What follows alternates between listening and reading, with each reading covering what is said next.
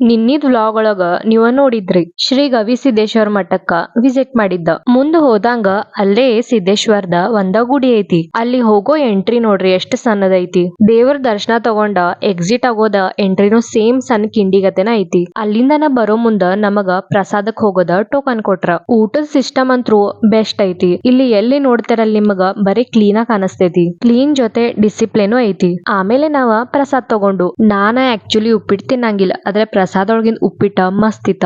ಗವಿಸಿದ್ದೇಶ್ವರ ಮಠ ಅಂತೂ ನೋಡೋಂಗೈತಿ, ಹೋಗಿ ವಿಸಿಟ್ ಮಾಡ್ರಿ. ಅಲ್ಲಿಂದನ ಸ್ವಲ್ಪ ನಿಯರ್ ಅಂಜನಾದ್ರಿಯ ಬೆಟ್ಟ ಐತಿ. ನಮ್ ಭಾಷೆ ಒಳಗ್ ಹೇಳ್ಬೇಕಂದ್ರೆ ಹನುಮಪ್ಪಂದ ಹುಟ್ಟಿದೂರ. ಈಗ ನಾವ ಹನುಮಪ್ಪಗ್ ಬೆಟ್ಟ ಹಾಕ್ಬೇಕಂದ್ರೆ ಬೆಟ್ಟದ ಮೇಲೆ ಹೋಗ್ಬೇಕ. ಹಂಗ ಹಿಂಗ ಉಫ್ ಉಫ್ ಅನ್ಕೊಂತ ಅರ್ಧ ದಾರಿಗೆ ಬಂದ್ ಮುಟ್ಟಿದ್ವು. ಇಲ್ಲಂತ್ರು ಶಕ್ಕಿ ಬಹಳ ಐತಿ. ಫೈನಲಿ ನಾವ್ ಗುಡಿಗ್ ಬಂದ ರೀಚ್ ಆದ್ವು. ಇಲ್ಲಿ ರಶ್ ಅಂತ್ರು ಬಹಳ ಐತಿ. ನಿಮಗ ಹನುಮಪ್ಪಂಗ ತೋರ್ಸಾಕ ಆಗ್ಲಿಲ್ಲ, ಯಾಕಂದ್ರೆ ಒಳಗ ಕ್ಯಾಮ್ರಾ ಮತ್ತ ಮೊಬೈಲ್ಸ್ ಅಲಾವ್ ಇರ್ಲಿಲ್ಲ. ಇಲ್ಲಿಂದ ವ್ಯೂ ನೋಡ್ರಿ ಏನ್ ಭಾರಿ ಕಾಣತೈತಿ. ಆ ಹನುಮಪ್ಪಗ್ ನೋಡಿಲ್ಲ ಅಂದ್ರೆ ಏನಾಯ್ತ, ಈ छोटू हनुमप्पग ನೋಡ್ರಿ. थोड्या वेळानं आम्ही तिकडून निघालो. त्यानंतर आम्ही निघताना मध्येच एक छोटस टी ब्रेक घेतलो. नंतरला हळूहळू सनसेट होत होता. त्या सनसेट मध्ये कलर्स बघा काय मस्त दिसतायत. सुवर्ण सौध दिसलं की झालं, बेळगावला रीच झालो म्हणायचं. टायर्ड तरी आम्ही झालो होतो. मग सगळे एकत्र मिळून जेवण वगैरे केलो. आमचं वन डे मिनी ट्रिप तरी मस्त झाला. चला मग उद्या भेटूया.